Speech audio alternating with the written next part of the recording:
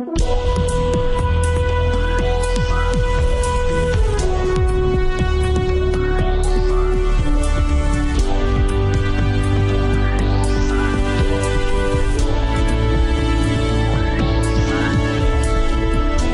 to Real Money Talks, how to make money, manage money, and invest money. Your Real Money Talks host, Laurel Langmeyer, gets straight to the point about what it actually takes to make money and build lasting wealth in today's changing economic climate. If you're ready to get the financial results you've always dreamed of, keep listening. Real Money Talks is the right place for you. And now here's your host, Laurel Langmeyer. Hi, this is Laurel, and we're back at Laurel's realmoneytalks.com. Today I want to have a conversation to you about how do you avoid the trap of having a money lifestyle cycle. So way back in the day, around 2000, 2001 to 1999 is when I became a millionaire. I just got more and more involved, and I was asked more and more about how I became a millionaire so quickly. And I said, well, the one word I know is I sequence. And as I really studied the system of becoming a millionaire, I realized there is only one system. You learn to make money. You learn to keep it through tax planning and proper corporate structure and trusts, insurance. And you learn to invest it, not on Wall Street, off Wall Street for double-digit returns. So what I really then coined were these phrases of, most people that follow the occupational conversation of, get a job, maximize your 401k, park your money in the market, hope it all works out. Those people live in what I call a lifestyle cycle. Their whole life is designed to have a lifestyle and a life cycle that sounds like this.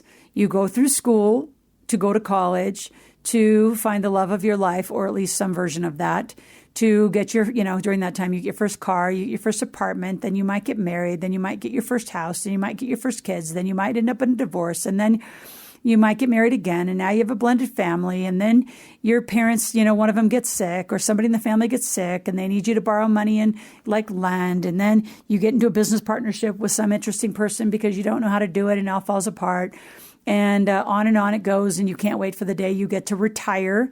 And retirement, by definition, is an agricultural word that means to put cattle to pasture to die, and therein lies your life. And there's the cycle of it, and there's the trend of it. Or you choose to have it completely different. See, it's shocking to me how many people are such sheep and just follow along that drudged little path and hope to God it's all going to work out. And then really, really pissed off when it doesn't. And victims. Like, man, there's a whole group of people from our past community. They're such victims. It's like, get over it. 2008 happened to every one of us. Every one of us got hurt, me included, probably more than most because I was invested heavily. And yeah, I got out of a lot of stuff very quickly, and I'm pretty smart, and I know how to sell off quickly. But man, if you just stood around and said, oh, the whole world's happening to me, then just stay in your tiny little job, in your tiny little life, and don't get into debt, which means don't overlive, and pay attention to your lifestyle and your life cycle. See, the problem with that whole model, and if you want to go grab a pen and paper, is that most people, if you look at a P&L and a balance sheet, most people are focused on their expenses per month and their liability overall. How much money do I owe? How quickly can I get out of it? And their entire monthly financial organization and thinking is around how much I owe. I mean, think about how the entire world is played into that unbelievable, ridiculous, really low vibration thinking. Right? You go to Sears and you want to buy a washer and dryer. They don't tell you just to buy it straight out because that's what rich people do, right? That's what people who have money do.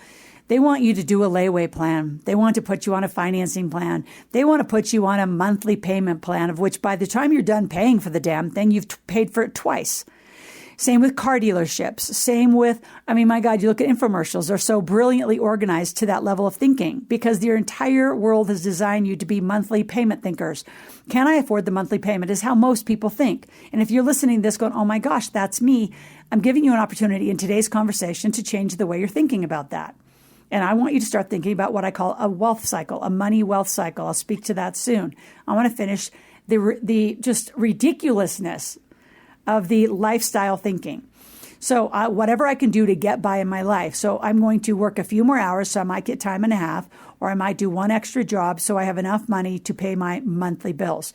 And if you think about how many hours people spend on the 1st or the 15th or the 30th or a couple times a month mulling around on all the money that they have to pay, from their mortgage to their car to their student loans to whatever credit card you needed to use because you don't make enough money, but you wanted to buy something.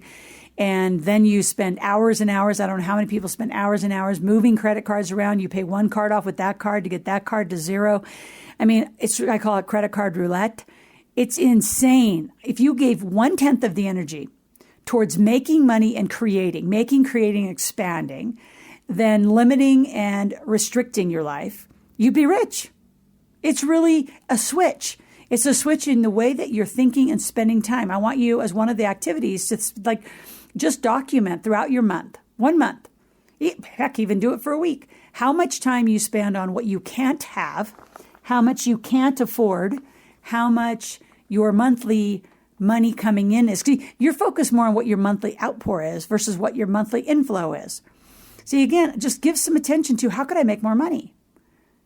How can I create more in my life? How can I have more in my life? I deserve more in my life. Like that. You say, well, that's the law of attraction. Well, that's part of it, but there's a lot of action that goes with it. And there's a lot of just very different behavior. Like, we don't do that. We, meaning people who have a lifestyle of corporate life and making money. Most of our expenses are corporate expenses, and they're deductions from our companies. Most of you have decided to continue to live personally versus live corporately. And living corporately requires you by law to have a product or service that you intend to make money and provide value and gain a profit from. All of you have an ability to do it. You just haven't decided to do it. And you'd rather tuck behind a safe job, which I think is the most unsafe position you could be in your life, because you'd be fired tomorrow and then you're back in the same conversation. But I want you just to spend a week, maybe 2 weeks, ideally a month, and document how much time you're focused on what you can't have, what the stock market's not doing for you, how much you're overpaying in taxes, how much you owe every month. I want you to document how many times you're offered a payment plan per month versus just pay for something straight out. Like, do you know how much easier it is, what a great tax deduction it is to just pay for a vehicle straight up than do a monthly payment? It's shocking to me how much time people spend reducing and minimizing in their energy of their life, and then stand on the other side and say, I want to be rich. It's like, look at your daily behavior. You're not designing your life at all to be rich. Now, what I want to orient you to is what I call the wealth cycle view of the world and how corporate people live. Number one, we focus almost every day at some level of energy on what we're doing to make money, what our businesses are doing to make money, what we can do to create and generate, what we can do to contribute to society, what products and services we can do to move our lives forward, our lives of our families, our community, world, bigger mission, international world. I want you to think, how much time do you spend every day focusing on making money? So that would be marketing activities, sales activities. One of my clients call in and say, oh, I'm just not making any money. It's like, well, how many sales conversations did you have today? You have got to have sales conversations if you're going to make money. You can't just have idea conversations. They have to be interacting with another human, another company, another body that has money. Money is the exchange for value. So that's how you get cash flow. I want you to start looking every day. I want you to spend time looking at your assets. Now, you say, well, I'm only in bonds and mutual funds. Well, good. Spend some time looking at how many fees they charge you, hidden fees, undisclosed fees. If you don't know how to do that, I would love to give you a scenario conversation. So I have some financial planners. You can send all your financials to them. You can, they'll run through some scenarios and they'll just show you, this is how many fees you're paying and how overtaxed you're paying. And if you did it differently, here's what you would look like. So I'm the educator. They're the licensed folks. It all works. I just want you to see you have a choice. You have a choice to stay uneducated in where you are, or you have a choice to lean in and get confident about this money conversation, because no one is teaching it and no one is loud about it. And we're not going to be able to probably come loud into the media because, most of the sponsors of the media are Schwab and Fidelity and TD Waterhouse and the big financial institutes who want you to do exactly what you're doing. Give them their money. Let them buy their bonds and mutual funds, and you just stay busy doing your job. So it's your choice if you want that life, but that's not the one I'm teaching you. I'm really teaching you to have a lifestyle of the wealthy. So that means I want you focused every day on how to create money. I want you focused every day on what your money is doing to make money. And if you say, well, I don't have any thoughts about that, well, then listen to my podcast, get my ebooks, read, engage. We have calls that I lead every week where you can engage. You can just be out there quietly. You can just, type into the chat room and say, I have questions. I'm curious. I'm interested. But you got to raise your hand and say, I want this conversation about money and I want to change my life around money. And I want focus on a wealth cycle. A wealth cycle is really understanding and designing, and it's really designing and understanding and creating a plan to make more money. And as the money comes in, it comes into company bank accounts, not your personal bank account. And then it's very strategically designed and chosen by you where you're going to put your money. You're going to buy a gas and oil well this month. You're going to buy a piece of real estate next month. You're going to buy part of a franchise next month. Like, design an asset portfolio that in the next year, 2, 3, 5 years, you become a millionaire and you know where your money is and you decided how you wanted to place it. Then as that money's placed for passive income, it comes back up for you to reinvest. So you have active income, which is your entrepreneurial venture, to passive income, which are your investments, and you spend your time, energy, and focus in that side of your life, on income and assets, not on liability and expenses. Now, it's not that I'm asking you to ignore it at all. I'm asking you and having you notice how much time you've spent on one side, your lifestyle cycle, and how little time you've spent on developing wealth and being in a wealth conversation and being in a smart conversation. Now, to top this off, I'm going to talk about debt. And I talk about debt a lot. See, a lot of you think debt's bad. And again, the occupational conversation has you not be in debt. Why? Debt is leverage. Debt is just a cost of money. Like, you could have a mortgage for 3%. Why would you pay off a mortgage? Let's just say through our education and our teaching and being around, we help show you how to make an extra $100,000. Why would you take that $100,000 and pay off a 3% cost of money when you could take $100,000 and invest, right? Look at the assets. I'd make it and continue to have it be an asset that actually produces 10, 12%. Right? Now, those choices are going to be yours and how you want to do it, but it's a cost of money. Why would you pay off what you've been told is bad debt when you go leverage and create good debt? And you could buy $1 million asset, put 10% down for $100,000, and have that move alone could make you, hundreds of thousands, if not millions of dollars. I want to teach you about money, folks. You don't know about it enough. If you're scared of debt, you need to lean in and learn. Good debt is leverage debt. It is how the wealthy live. It's how we use our ability to make money to leverage for more money. And everyone in the world that lives in this lifestyle knows how to do it. So your job's to learn. Your job is to start engaging, start creating action, and focus on your income, creating money, and creating assets. Income and assets, and then that cycle of money that goes through very specific and legal companies and bank accounts. Minimize your taxes and become wealthy.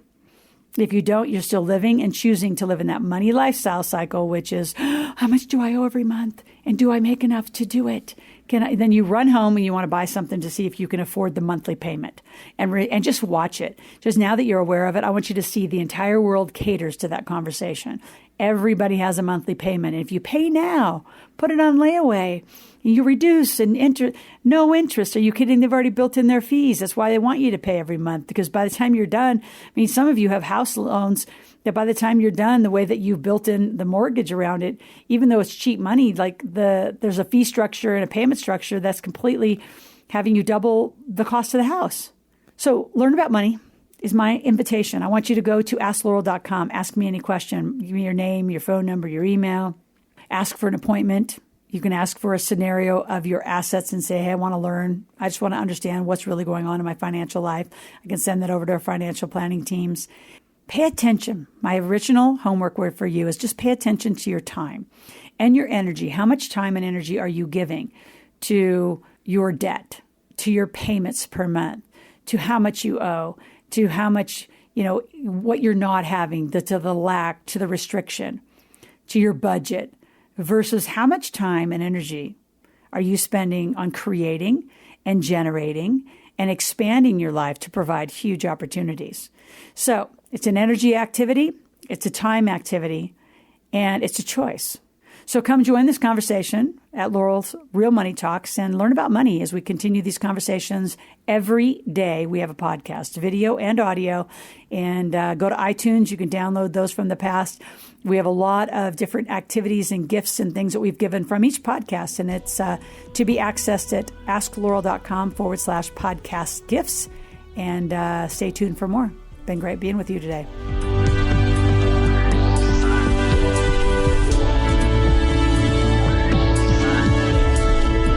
Thank you for joining Laurel for this segment of Real Money Talks, how to make money, manage money, and invest money.